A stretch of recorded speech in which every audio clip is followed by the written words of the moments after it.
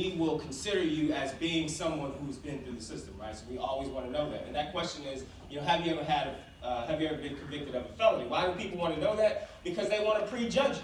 Why do people want to know, that's what these types of questions are for, right?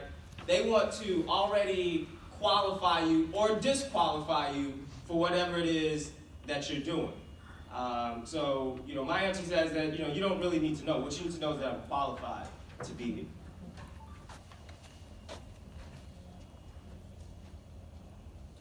So, so for this next question that I'm going to ask, I want you to answer it as quickly as possible. And some of you just saw it.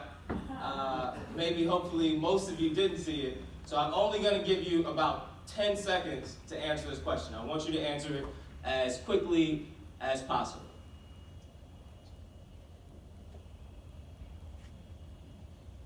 So what is the first word that comes to mind when you think of a person who's been to prison?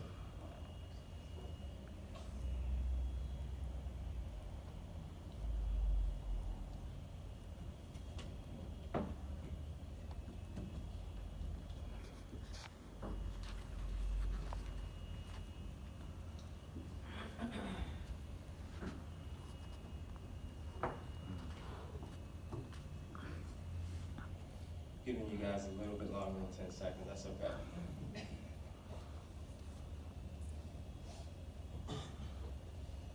So what do we see, and I'll just let it go to let a few people answer, but what do we see?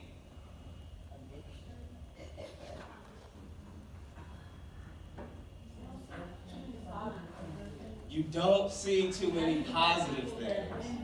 Exactly. So one of the things that trauma you see as one of the biggest things. So the words, the more the word gets said, the bigger the word becomes, right? So trauma seems to be one of the main words. This doesn't surprise me, being in a community of trauma-informed care folks, right? Criminal was one of the big words, right? That's kind of sad to think, right? But that's what is the truth. Right, even for, if many of you may have taken the implicit bias associations test, or maybe you've heard of it, there's countless amounts of data behind that shows that most people associate violence and harm and guns with black people, and most people associate crime and criminals with black people. And what this is, and even black people associate violence and harm and guns with black people, right? So one of the things that this is showing, and I'm amongst probably a room with several people I know that I'm amongst a room with several people who are formerly incarcerated. So this is the first thing that comes to mind, even for someone who's been through the system, is this a kind of a negative connotation.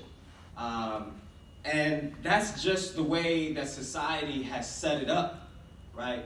Society has set it up to see people who've been through the system in a negative way.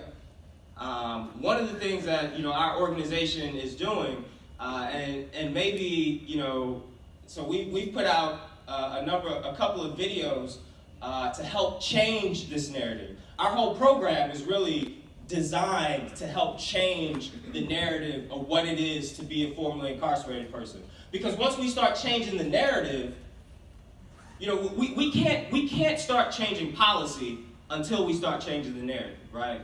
Because we can't get people to vote a certain way until they stop thinking of us in this negative manner, right? Until they stop thinking of people who've been through the system